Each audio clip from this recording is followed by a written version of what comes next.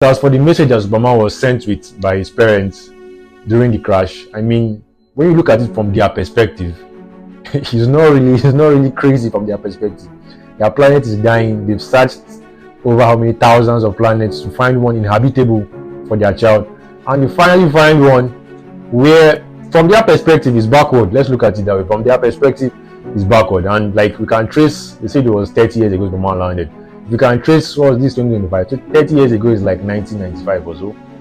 That's 30 years. Like if you can check what they were saying in 1995, like even at now, like people that have solved space travel and whatever technological advancements and what every other thing they have solved in their time, they have the capacity to build a spaceship to send their son galaxies away from their home. Like you can see that they are not really crazy. Maybe they are wrong from the human perspective.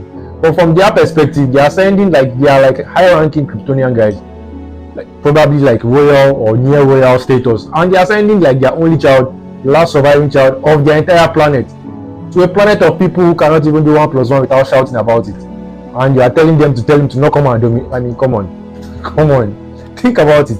If you are sending the last child of the Earth now to a planet where, like they've not even, let's put it like they've not even gone past calculator status.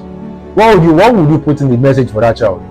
Will you tell him to go there and like be a normal, like he's basically their king without them even knowing it? And that is their own perspective. Now from the perspective of the humans, seeing the guy who has been saving you, doing all the superheroic stuff, being a friend, being a staple in their society and their community, and you are now finding out that his original mission was to come and dominate and like be your king by hook or by crook or by fire by force.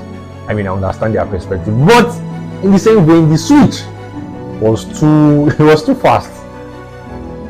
But like this is the age of extremes. You can either be extremely good or like the next day everybody hates you for like 100%. There is no gray area. But the switch, like it just went from liking Superman in one hand to hating him in the next hand, is like it's very typical of the human experience. It is very typical of the human experience. So that sequence, that entire sequence leading up to that, I understood it, what the parents were saying from their perspective. I also understood the human reaction and response to that. And I also liked, I liked that sequence very, very much.